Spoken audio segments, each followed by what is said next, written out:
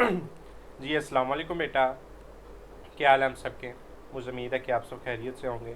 आज की video 10th class की फ़िज़िक्स टैग की वीडियो है और चैप्टर नंबर 12 है बेटा वेव्स का। तो ये वन शॉट वीडियो में इस पूरे चैप्टर को पढ़ेंगे, जिसकी एक्सरसाइज भी न्यूमेरिकल भी सारा कुछ सॉल्व करेंगे और वन शॉट वीडियो में इसको कंप्लीट करेंगे। तो वीडियो आपने लाजमी देखनी है, वीडियो को लाइक करना है, चैनल को ज़रूर सब्सक्राइब करना है। तो चलें ये वीडियो शुरू करते हैं। सबसे पहले हमने वेव्स के बारे में पढ़ना है कि वेव्स हमारे पास होती क्या हैं, ठीक है ना।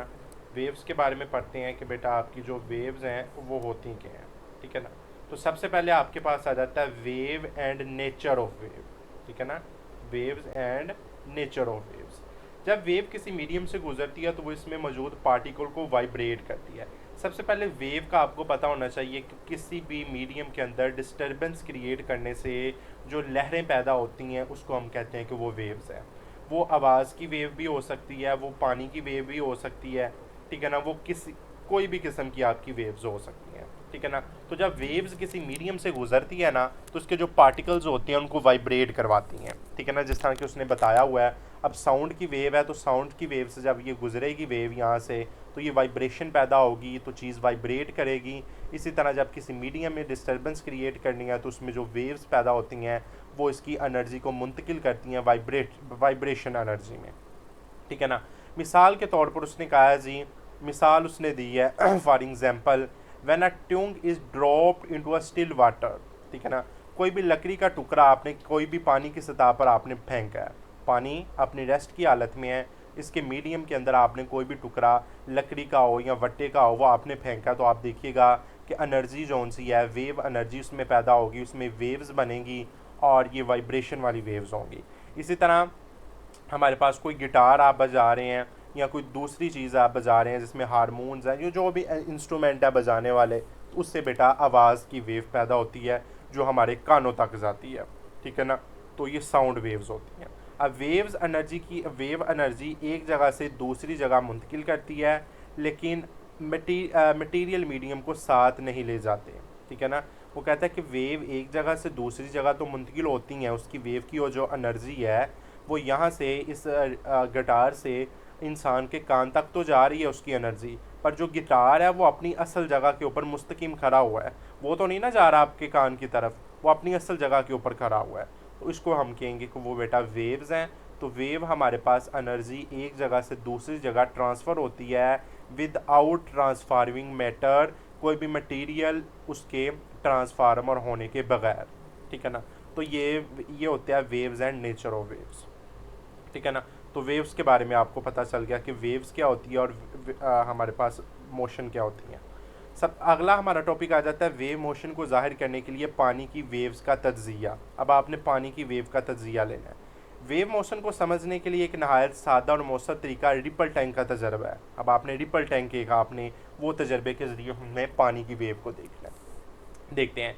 इस तरतीब में एक कम गहरी ट्रे ले जाती है, ठीक है ना। एक ट्रे आपने लेनी है जिसके ऊपर आपने पानी की सतह होनी है, आपने ऊपर पानी डालना है कम गहरी, ठीक है ना। और पानी इस पर यकसा गहराई तक भरा हुआ चाहिए, ठीक है ना। अब इसके साथ आपने बार के मोटर के साथ जुड़ी हुई है, ठीक है ना। अब ये बार है, ये आपकी मोटर के साथ जुड़ी होती है, पानी की सतह पर आहिस्ता आहिस्ता नीचे हरकत करती है।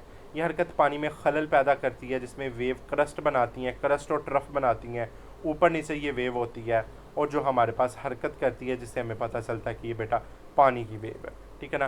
तो ये पानी की सतह ट्रे है, उसके ऊपर आपने पानी को फैलाना है, नीचे आपने मोटर रखनी है और नीचे आपने आईना रखना है, स्क्रीन रखनी है और ऊपर से आपने लैंप की रोशनी डालनी है। तो आपने देखना है कि इसमें डिस्टर्बेंस क्रिएट करेंगे तो वो नीचे आपको वेव की सूरत में, क्रस्ट और ट्रफ की सूरत में आपको वेव नज़र आएंगी। तो ये रिपल टैंक का हमारे पास तज्जिया हो जाता है। ओके जी। अब दूसरा इसका टॉपिक आ जाता है टाइप्स ऑफ वेव्स। अब वेव्स कितनी किस्म की होती हैं। पहली वेव होती है मैकेनिकल वेव। अब वो किस तरह बनती हैं या वो कौन सी वेव होती है। मैकेनिकल वेव वो वेव्स हैं जिनकी इशाअत के लिए किसी मटेरियल मीडियम की ज़रूरत होती है, ठीक है ना। जिसको पैदा करने के लिए किसी ना किसी मीडियम की ज़रूरत हो उसको हमने मैकेनिकल वेव्स कहना है, ठीक है ना। जैसे हवा, पानी या कोई ठोस मटेरियल, ये वेव खला में सफ़र नहीं कर सकती क्योंकि ये एनर्जी मुंतकिल करने के लिए मीडियम के पार्टिकल इंसार करती है। यानी कि मैकेनिकल वेव ऐसी वेव्स होती है जिनको गुजरने के लिए या जिनको अशात के लिए किसी ना किसी मीडियम की ज़रूरत हो उनको हमने क्या कहना है, वो बेटा मैकेनिकल वेव है। अब इसने मिसाल दी हुई है, अगर मैं इसको थोड़ा सा इस तरह कर दूँ, ठीक है ना, तो आपको यहाँ से आपको पता चल जाएगा, ठीक है ना। ये ज़रा थोड़ा सा पीछे कर देते हैं, ठीक है ना। तो और इन्हें वाइब्रेशन एनर्जी आगे मुंतकिल करती है। तो मैकेनिकल वेव आपको पता चल गया कि मैकेनिकल वेव वो वेव होती है जिसको किसी भी पैदा करने के लिए किसी मीडियम की ज़रूरत होती है। अब इसको समझने के लिए बेटा एक सादा तरीका है, रस्सी वाला तरीका है, जो आप आम घरों में भी इस्तेमाल करते हैं। वो देखते हैं कि इसे समझने का एक सादा तरीका ये है कि रस्सी के एक सिरे को ऊपर नीचे हरकत करें, ऊपर नीचे इस तरह फैलाएं, कभी ऊपर करें कभी नीचे करें, फिर वो आगे बढ़ेगी, एनर्जी एक जगह से दूसरी जगह हरकत करेगी, तो ये हमारे पास मैकेनिकल वेव हो जाएगी। मैकेनिकल वेव की ज़्यादातर एग्जांपल्स हमारे पास होती हैं साउंड वेव, आवाज़ की वेव, इसको भी पैदा करने के लिए किसी मीडियम की ज़रूरत होती है। सीसा या स्प्रिंग में वाइब्रेशन, जंजलों से पैदा होने वाला स्मीकिक वेव, ठीक है ना, पानी की वेव, ये तमाम मैकेनिकल वेव की इकसाम होती हैं, ठीक है ना, ये उसकी मिसालें हैं। अब उसके बाद आगे आ जाती है इलेक्ट्रोमैग्नेटिक वेव। ये कौन सी वेव होती है? इलेक्ट्रोमैग्नेटिक वेव मैकेनिकल वेव से इसलिए मुख्तलिफ होती है कि इन्हें सफ़र करने के लिए किसी मटीरियल या किसी मीडियम की ज़रूरत नहीं होती। ये खुला में सफ़र करती है, इसकी वजह से रोशनी, सूरज की रोशनी दूसरी हरारती रेडिएशन के ज़रिए खुला में पहुँचती है। इलेक्ट्रोमैग्नेटिक वेव की ज़रूरत रेडियो वेव्स हैं, जिसको किसी मीडियम की ज़रूरत नहीं है। माइक्रोवेव्स हैं, इंफ्रारेड रेडिएशन है, नज़र आने वाली रोशनीज़ है, अल्ट्रा वाइट रेज़ हैं, एक्सीज़ है, गैमा रेज़ हैं, ये तमाम चीज़ें इलेक्ट्रोमैग्नेटिक वेव की एग्जांपल होती है, क्योंकि इसको चलने के लिए, इसको हमारे पास ट्रांसफ़र करने के लिए किसी न किसी मीडियम की ज़रूरत नहीं होती। ये हमारे पास कौन सी वेव कहलाती है? Electromagnetic wave. और इसमें आपने रेडियो वेव, माइक्रोवेव, एक्सिस रे, गैमा रेज़, ये तमाम आपके पास बग़ैर किसी मीडियम के ज़रिए ये सफ़र करती है। इस तरह की रोशनी की स्पीड हमारे पास 3 × 10⁸ होती है, और इसको भी किसी ना किसी मीडियम की ज़रूरत नहीं होती, तो ये इलेक्ट्रोमैग्नेटिक वेव है। तो अगर दोनों में फ़र्क आ जाए कि इलेक्ट्रोमैग्नेटिक वेव और मैकेनिकल वेव में क्या फ़र्क है, तो यही फ़र्क होगा कि मैग्नेटिक वेव क्या करेगी, ये इसे किसी मीडियम की ज़रूरत नहीं होगी, और मैकेनिकल वेव को किसी ना किसी मीडियम की ज़रूरत होगी। ओके जी। अब उसके बाद आ जाता है मैकेनिकल वेव की इकसाम। अब मैकेनिकल वेव की हमने इकसाम देखनी है, अब कौन सी है। मैकेनिकल वेव की एक इकसाम होती है ट्रांसटर वेव, और एक होती है लॉन्गिट्यूडनल वेव। अब दोनों की हम पढ़ते हैं। सबसे पहले आ जाता है ट्रांसटर वेव। ट्रांसटिव वेव में मीडियम के पार्टिकल की सीमत के अमूदन वाइब्रेट करते हैं, या अमूदी वाइब्रेशन एनर्जी को मीडियम में आगे मुंतकिल करती है, लेकिन पार्टिकल खुद वेव के साथ आगे नहीं बढ़ते। उसने क्या कहा है कि जो ट्रांसटर वेव है बेटा जी, ये क्या करती है, ठीक है ना, ट्रांसटिव वेव होती है, ये हमारे पास पार्टिकल की सीमत के अमूदन वाइब्रेट करती है, ठीक है ना, उसके परपेंडिकुलर ये हमारे पास क्या करेगी, वाइब्रेट करेगी, ठीक है ना। और ये क्या करेगी, अगर आप इसको देखें कि एक सिरे से आप, वही रस्सी का सिरा है, तो अगर आप उसको ऊपर नीचे ये हरकत करें तो उसमें क्रस्ट और ट्रफ पैदा होंगे, एनर्जी आगे मुंतकिल होगी, रस्सी आगे नहीं जाएगी, ठीक है ना। एनर्जी एक जगह से दूसरी जगह मुंतकिल होगी पर रस्सी आगे नहीं जाएगी। ये हमारे पास कौन सी वेव होती है, ये ट्रांसटिव वेव होती है, ठीक है ना। अब ट्रांसटिव वेव की बेहतर मिसाल है या पानी की सतह पर बढ़ने वाली वेव। पानी तो अपनी असल जगह के ऊपर ही रहता है, और उसकी जो वेव्स हैं, क्रस्ट हैं, ट्रफ हैं, वो आगे जाते हैं। पानी अपनी जगह के ऊपर हरकत नहीं कर रहा, वो अपनी जगह के ऊपर रेस्ट की हालत में खड़ा है, तो ये हमारे पास कौन सी वेव होती है, ट्रांसटिव वेव होती है। अब उसके बाद आ जाती है लॉन्गिट्यूडनल वेव। ये हमारे पास कौन सी वेव होती है, लॉन्गिट्यूडनल वेव में मीडियम के पार्टिकल उसकी सिमत के मतवाजी, ठीक है ना, पैरेलल वाइब्रेट करते हैं। और ये जो ट्रांसटिव वेव के बरक्स, जहाँ पार्टिकल नीचे हरकत करते हैं, लॉन्गिट्यूडनल वेव के पार्टिकल आगे पीछे हरकत करते हैं, ठीक है ना। यानी कि ट्रांसटिव वेव के पार्टिकल है ऊपर नीचे हरकत करते हैं क्रस्ट और ट्रफ की शक्ल में, और जो लॉन्गिट्यूडनल वेव के जो हमारे पास पार्टिकल है वो आगे पीछे, मीन से एक्सट्रीम, रिफ्रैक्शन और कंप्रेशन, ठीक है ना, कभी दबाओ कभी खुलाओ, कभी दबाओ कभी खुलाओ, इसकी सूरत में ये सफ़र करें तो ये लॉन्गिट्यूडनल वेव है। तो इसमें दोनों में आपको पता चल गया कि ट्रांसटिव वेव क्या होती हैं और लॉन्गिट्यूडनल वेव क्या होती हैं। ट्रांसटिव वेव मीडियम के पार्टिकल के पैरेलल हरकत करती है, वाइब्रेट करती है, सॉरी परपेंडिकुलर, और लॉन्गिट्यूडनल वेव पैरेलल करती हैं। और दोनों के दरमियान क्या होता है कि जो ट्रांसटिव वेव है वो ऊपर नीचे हरकत करती हैं, और जो लॉन्गिट्यूडनल वेव है वो आगे पीछे हरकत करती हैं, जिसमें कंप्रेशन और रेयरफेक्शन होता है, और ट्रांसटिव वेव में क्रस्ट और ट्रफ होता है। अब ये नीचे हम पढ़ते हैं वो क्या होते हैं, ठीक है ना। अब नीचे हमारा 12.3 आ जाता है, उसमें कहता है जी term and parameters of waves. सबसे पहले आ जाते हैं, ये थोड़ा पीछे कर दें, क्रस्ट बेटा क्या होता है। क्रस्ट ट्रांसटिव वेव का वो हिस्सा होता है जो वस्ती पोजीशन से ऊपर होता है, और ये वेव का सबसे बुलंद नुक्ता होता है। जो वस्ती पोजीशन से ऊपर होगा। अब इसकी मिसाल उसने नहीं दी, ठीक है ना। अगर मिसाल अगर मैं इंग्लिश मीडियम में ऊपर दिखाऊँ ट्रांसफर वेव में, ये देखें वस्ती पोजीशन ये आपकी पोजीशन है, इससे ऊपर जो हिस्सा होगा वो आपका क्रस्ट होगा, ठीक है ना। और ट्रफ क्या होगा, ट्रफ ट्रांसफर वेव का वो हिस्सा होगा जो वस्ती पोजीशन से नीचे होगा, यानी कि जो आपका इस वस्ती पोजीशन से नीचे है वो ट्रफ है, ऊपर वाला क्रस्ट है। तो इस तरह इस तरह इस तरह इस तरह जाएगी, तो ऊपर वाला क्रस्ट होगा और नीचे वाला क्या होगा, ट्रफ होगा। तो ये ट्रांसफर वेव में है। अब लॉन्गिट्यूडनल वेव में क्या होगा, कंप्रेशन लॉन्गिट्यूडनल वेव का वो हिस्सा होता है जहाँ मीडियम के पार्टिकल आपस में बहुत करीब होते हैं। अब ये ऊपर अगर मैं दिखाऊं कि आपस में एक दूसरे के करीब होते हैं ये पार्टिकल, ये हमारे पास क्या होगा, कंप्रेशन, ठीक है ना, जो एक दूसरे के करीब होंगे। अब रेयरफेक्शन क्या होगा, जो एक दूसरे से दूर होंगे, जिसमें कम प्रेशर पैदा होगा, वो रेयरफेक्शन होगा। तो क्रस्ट और ट्रफ ये ट्रांसफर वेव में पैदा होते हैं, और जो हमारे पास कंप्रेशन और रेयरफेक्शन ये नज़दीक और दूर ये आपके लॉन्गिट्यूडनल वेव में पैदा होंगे। तो ये आपने दो चीज़ें याद रखनी है। अब उसके बाद आ जाता है जी एम्पलीट्यूड क्या होता है। एम्पलीट्यूड किसी भी पॉइंट का उससे असल मुकाम से ज़्यादा डिस्प्लेसमेंट, ये आपका एम्पलीट्यूड कहलाता है। तो एम्पलीट्यूड का मतलब ज़्यादा एनर्जी, असल मुकाम से ज़्यादा डिस्प्लेसमेंट।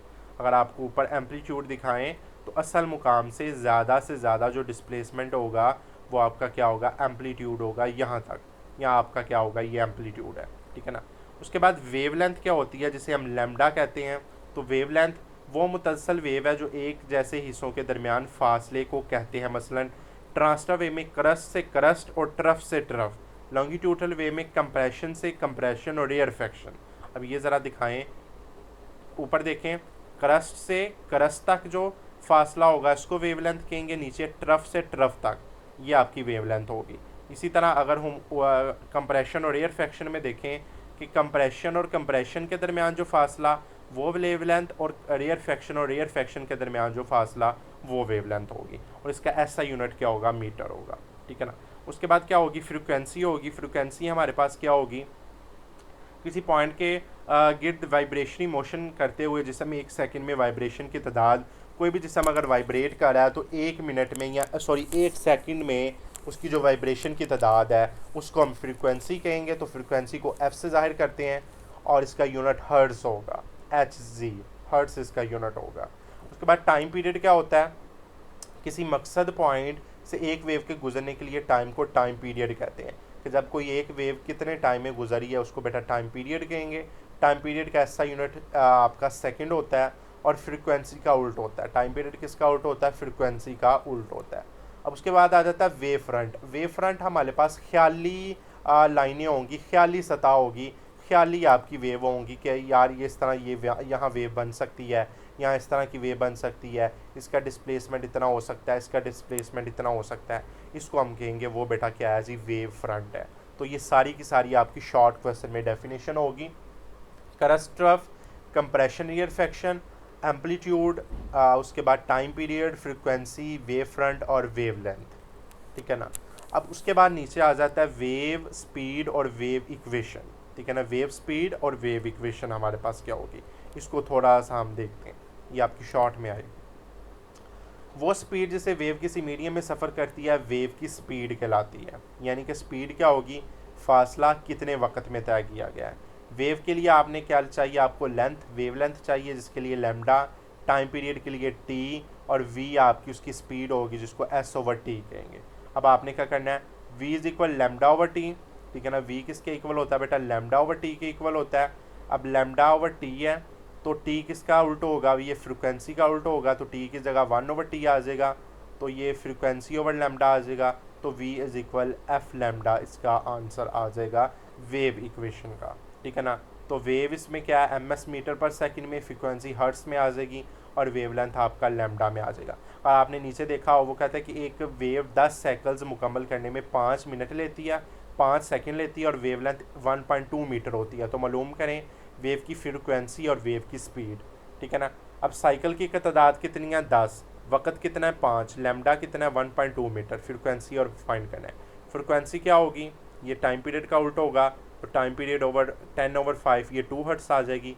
और स्पीड क्या होगी, v is equal F lambda, तो एफ और लैम्डा को मल्टीप्लाई करेंगे तो उसकी स्पीड आ जाएगी। तो ये वेव स्पीड और या वेव मसावात इसको कहेंगे। ठीक है। उसके बाद आ जाती है स्मीकिक वेव्स। स्मीकिक वेव्स हमारे पास कौन सी होती है ये हम पढ़ लेते हैं। स्मीकिक वेव्स कुदरती वेव्स हैं जो ज़मीन की बैरूनी और ज़मीन में होने वाली शदीद तब्दीलियों से पैदा होती है। इन्हें समझना ज़रूरी है, ये बहुत नुकसानदेह पैदा करती है, हिफाजती तदाबीर इनका इल्म हासिल करती है। यानी कि जो ज़मीन के अंदर जो कुछ हो रहा है, ज़मीन की बैरूनी हिस्से में क्रस्ट के अंदर जो कुछ हो रहा है, उसमें जो तब्दीलियाँ पैदा हो रही हैं उसको हम स्मैकिक वेव कहेंगे। और ये बेटा जी जिस किन किन के ज़रिए पैदा होती है, अर्थक्वेक यानी कि जंजलों के ज़रिए, आतिश फिशां धमाकों के ज़रिए, ज़ेर ज़मीन जो धमाके होते हैं उनसे जो हमारे पास वेव्स पैदा होती हैं उसे हम स्मैकिक वेव्स कहते हैं। ठीक है ना। उसके बाद प्राइमरी वेव्स क्या होती हैं। ये स्मैकिक वेव्स सबसे तेज़ हैं और जंजले के दौरान सबसे पहले पहुंचती हैं। प्राइमरी वेव्स ठोस, माया, गैस तीनों साह में सफ़र कर सकती हैं। और वेव किसी मटेरियल को सिमत में सुकरती फैलाती हैं, जिसमें सिमत में वेव पैद सफ़र करती है। बिल्कुल इसी तरह एक सिल्किंग स्प्रिंग को आपस में पीछे हरकत करना, ये प्राइमरी वेव की इकसाम होती है। इनके प्राइमरी वेव क्या करती है, ये स्मैकिक वेव को हमारे पास उसको ऑब्ज़र्व करती है, उसको देखती है। ये तीनों मटेरियल में ये हमारे पास सफ़र कर सकती है, ठोस, माया, गैस तीनों में। और ये हमारे पास 12.4 इसका टॉपिक होगा। ठीक है ना। तो ये बेटा जी हमारे पास क्या हो गया जी, इसका 12 वाला चैप्टर कंप्लीट हो गया। इसमें हमने वेव्स के बारे में पढ़ा है। एक मरतबा फिर अगर हम ऊपर देख ले तो वेव्स क्या होती हैं।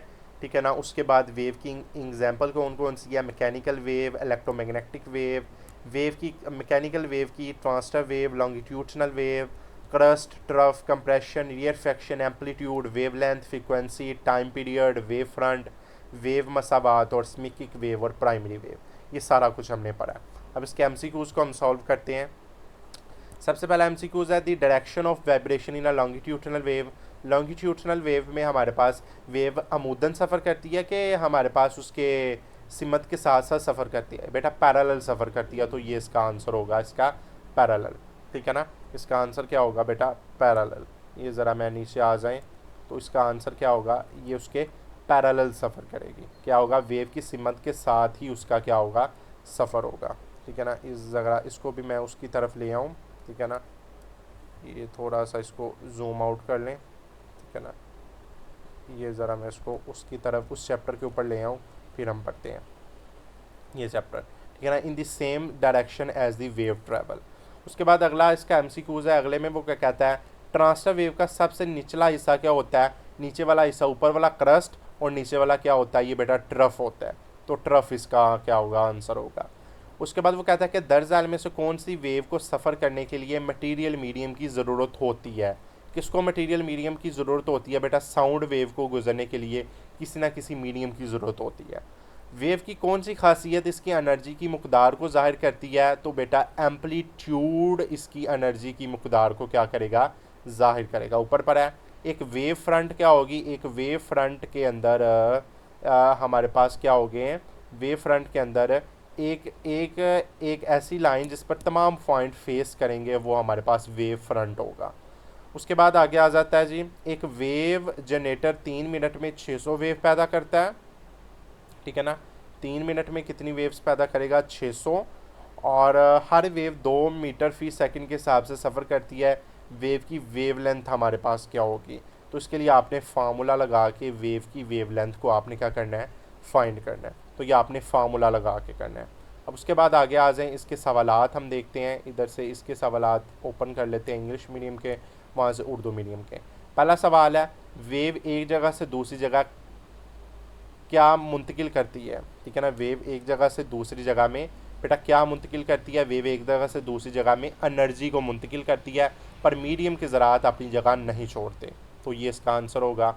उसके बाद अगला वो कहता है कि मैकेनिकल वेव की 2 एग्ज़ाम कौन सी है, तो मैकेनिकल वेव की 2 इकसाम है। एक हमारे पास उसकी ट्रांसटर वेव, सॉरी मैकेनिकल वेव की कोई सी 2 एग्जाम्पल देनी है, तो एक पानी की वेव और एक आवाज़ की वेव, वाटर वेव और साउंड वेव, इसकी 2 एग्जाम्पल हो जाएंगी। उसके बाद आगे आ जाता है वो कौन सी वेव है जो खुला में सफ़र करती है बेटा, वो जी हमारे पास इलेक्ट्रोमैग्नेटिक वेव है, जिस तरह की रोशनी की वेव है, जिस तरह के हमारे पास रेडियो वेव है। उसके बाद जिस तरह आपकी इलेक्ट्रोमैग्नेटिक वेव है, ट्रांसटर वेव है, ये जो उसी वेव है ये खुला में सफ़र करती है। ठीक है ना। उसके बाद अगला क्वेश्चन है, ट्रांसटर और लॉन्गिट्यूडनल वेव में फ़र्क क्या है बेटा जी। ट्रांसटर वेव मीडियम के ज़रात के सिमत में आगे पीछे हरकत करती है, ठीक है ना, सॉरी ट्रांसटर वेव ऊपर नीचे हरकत करती है अमूदन, और जो लॉन्गिट्यूडनल वेव है वो आगे पीछे उसके क्या करती है, हरकत करती है, ठीक है ना। तो ये इसका आंसर होगा। उसके बाद वो क्या कहता है जी, वेवलेंथ क्या होती है, ठीक है ना। वेवलेंथ क्या है जी, वेवलेंथ हमारे पास दो क्रस्ट और ट्रफ के दरमियानी फासले को वेवलेंथ, जिसको यूनानी हरफ लैम्डा से ज़ाहिर किया जाता है, या दो कंप्रेशन और ईयरफेक्शन के दरमियान हमारे पास आ जाए। उसके बाद फ्रीक्वेंसी क्या होगी, एक सेकंड में कोई भी पॉइंट कितना वाइब्रेट करता है, उसकी वाइब्रेशन की तादाद को हम क्या कहेंगे, वो क्या है, फ्रीक्वेंसी है। तो ये बेटा जिसके एक क्वेश्चन हो गए। अब इसके तमीरी फ़िक्री सवालात देखते हैं, इसको ज़रा नीचे कर लेते हैं। इसके तमीरी फ़िक्री सवालात, पहला सवाल जी क्या है इसका, साउंड खुला में सफ़र क्यों नहीं कर सकती, रोशनी कर सकती है, वेव की इकसाम की मदद से वजाहत करें, ठीक है ना। साउंड वेव क्या है जी, आवाज़ की जो मैकेनिकल वेव है उसको गुजरने के लिए कोई ना कोई मीडियम की ज़रूरत होती है, ठीक है ना, वो खुला में सफ़र नहीं करती। इसी तरह जो इलेक्ट्रोमैग्नेटिक वेव है उसको गुजरने के लिए कोई ना कोई मीडियम की ज़रूरत नहीं होती। इसी तरह जो लाइट है ये हवा में सफ़र कर लेती है, मीडियम में सफ़र कर लेती है। इसका आंसर होगा। उसके बाद वो कहता है कि एक तालिब इल्म एक सिरे को हिलाता है, गौर से देखता है और आगे बढ़ता है, वो कौन सी वेव है, इसके पार्टिकल कैसे हरकत करते हैं। जब एक उसके सिरे को पकड़ेगा ना तो वो ऊपर नीचे हरकत करेगी क्रस्ट और ट्रफ की शक्ल में, तो वो बेटा कौन सी वेव होगी, वो बेटा ट्रांसटर वेव होगी जो हमारे पास हरकत करेगी, ठीक है ना। उसके बाद अगला क्वेश्चन है, एम्पलीट्यूड और वेव की एनर्जी में क्या ताल्लुक है, मिसाल के ज़रिए वजाहत करें, ठीक है ना। एम्पलीट्यूड और वेव की एनर्जी में ताल्लुक ये है क्या उसके मुरब्बा के बराह रास्त मुतनासिब है। मसलन अगर पानी की कोहर का एम्पलीट्यूड ज़्यादा होगा तो उसमें एनर्जी भी ज़्यादा होगी, अगर ज़्यादा कम होगी तो उसमें एनर्जी भी क्या होगी, कम होगी। उसके बाद आगे आ जाएँ, एक शख्स 100 हर्ट्ज़ की फ्रिक्वेंसी की इलेक्ट्रोमैग्नेटिक वेव मैकेनिकल वेव पैदा करना चाहता है, तो वो कैसे हासिल कर सकता है, ठीक है ना। वो कैसे हासिल कर सकता है, अगर ज़रा ऊपर आ जाएं, ठीक है ना, इधर क्वेश्चन लिखा होगा वो जी हमारे पास, इसको थोड़ा सा आप करके आप मैथमेटिकली करके आप इसको सॉल्व कर सकते हैं, ठीक है ना। उसके बाद आगे आ जाएं, वेव बगैर मटेरियल मुंतकिल करती है, ऊपर वाला सबसे पहला टॉपिक। मैकेनिकल और इलेक्ट्रोमैग्नेटिक वेव में फ़र्क, ये आपका दूसरा टॉपिक जो आपने उसमें पढ़ा है। उसके बाद ट्रांसटर वेव और लॉन्गिट्यूडनल वेव में फ़र्क, ये आपने पढ़ा है। वेव की स्पीड की वेवलेंथ और फ्रिक्वेंसी के दरमियान जो मसावात है वो आपने ऊपर पढ़ा। ये तीनों क्वेश्चन आपके लॉन्ग क्वेश्चन चारों आपके ऊपर हो जाते हैं। अब इसके हमने न्यूमेरिकल की तरफ जाना है, यहाँ से इंग्लिश मीडियम इसके न्यूमेरिकलों को ओपन कर लेते हैं, ठीक है ना। तो ज़रा आपके न्यूमेरिकल हम करवा देते हैं, ठीक है ना। तो चलें न्यूमेरिकल के ऊपर चलते हैं, तो न्यूमेरिकल इसके करते हैं, ठीक है ना। तो ये जी सबसे पहला इसका न्यूमेरिकल है कि the wavelength of a wave is 2 metre. Wavelength कितनी है बेटा, 2 मीटर है, और इसकी फ्रिक्वेंसी कितनी है, 5 हर्ट्ज़ है। तो स्पीड इसकी फाइंड करनी है, तो उसका लैम्डा कितना है, वेवलेंथ 2 मीटर, फ्रिक्वेंसी 5 हर्ट्ज़। तो स्पीड फाइंड करेंगे तो v is equal F lambda, तो 5 को 2 के साथ मल्टीप्लाई करेंगे 10, तो स्पीड का ऐसा यूनिट मीटर पर सेकेंड। तो आपका पहला न्यूमेरिकल हो गया। दूसरा न्यूमेरिकल है, a wave travel at a speed of 300 metre per second. Wave की स्पीड कितनी है, 300, एंड अ वेवलेंथ, उसकी वेवलेंथ कितनी है बेटा, 3 मीटर। अब आपने क्या फाइंड करना है, उसकी फ्रिक्वेंसी फाइंड करेंगे। तो फार्मूला वही, v is equal F lambda, frequency के लिए लैम्डा उसके नीचे डिवाइड हो जाएगा, तो 300 को 3 पर डिवाइड करें 1000, तो 1000 हर्ट्ज़ इसकी क्या होगी, फ्रिक्वेंसी होगी। अब उसके बाद अगला न्यूमेरिकल देख लें बेटा, a sound wave has a frequency of 250 hertz. एक साउंड वेव है जिसकी फ्रिक्वेंसी कितनी है, 250 हर्ट्ज़, ठीक है ना, और स्पीड उतनी कितनी है, 340। तो लैम्डा फाइंड करना है, तो v is equal F lambda, तो लैम्डा यही रहने दें, एफ़ को नीचे डिवाइड करें, 340 को 250 पर डिवाइड करें, तो 1.36 मीटर उसकी क्या होगी, वेव लेंथ होगी, ठीक है ना। उसके बाद आगे आ जाएं, a wave has a frequency 50 hertz एक वेव की फ्रिक्वेंसी है। How much time does it take the complete one wave. तो उसको पूरा एक वेव चक्कर पूरा करने के लिए कितना टाइम चाहिए, यानी उसका टाइम पीरियड क्या होगा। तो टाइम पीरियड के लिए उसका उल्ट होगा फ्रिक्वेंसी का, तो टी इज इक्वल 1/f, 1 को 50 पर डिवाइड करेंगे तो 0.02 सेकेंड इसका आंसर आ जाएगा, ठीक है ना। उसके बाद पांचवा न्यूमेरिकल है, a wave has a wave length 0.5 metre. Wave length उसकी कितनी है, 0.5 मीटर, फ्रिक्वेंसी 200 हर्ट्ज़ है। स्पीड फाइंड करेंगे, v is equal F lambda, 200 को 0.5 के साथ मल्टीप्लाई करें तो 100 मीटर पर सेकेंड उसकी स्पीड आ जाएगी। आखिरी न्यूमेरिकल है, the time period of a wave is 0.02 second. Time period कितना है, 0.2 सेकेंड है। फाइंड क्या करना है, फ्रीक्वेंसी फाइंड करेंगे। तो फ्रीक्वेंसी भी टाइम पीरियड की उल्ट होती है, तो 1 को 0.02 के साथ डिवाइड करेंगे तो उसका किस तरह आंसर आ जाएगा, 50 हर्ट्ज इसका आंसर आ जाएगा। तो ये बेटा इसके 6 के 6 न्यूमेरिकल हो गए, 4 के 4 इसके लॉन्ग क्वेश्चन हो गए। उसके बाद 4 के 4 इसके कंस्ट्रक्टेड हो गए, और 5 के 6 के 6 इसके शॉर्ट, और 6 के 6 इसके न्यूमेरिकल। तो इसका पूरे का पूरा चैप्टर कंप्लीट, ठीक है ना। तो ये आपका पूरे का पूरा चैप्टर कंप्लीट है, इसको आपने अच्छे तरीके से देख लेना है। इंशाल्लाह इससे अगली जो वीडियो होगी वो बेटा जी इसका अगला चैप्टर होगा साउंड का चैप्टर, ठीक है ना। इसको हम पढ़ेंगे तो अगली वीडियो में आपसे मुलाकात करेंगे। अल्लाह हाफिज़।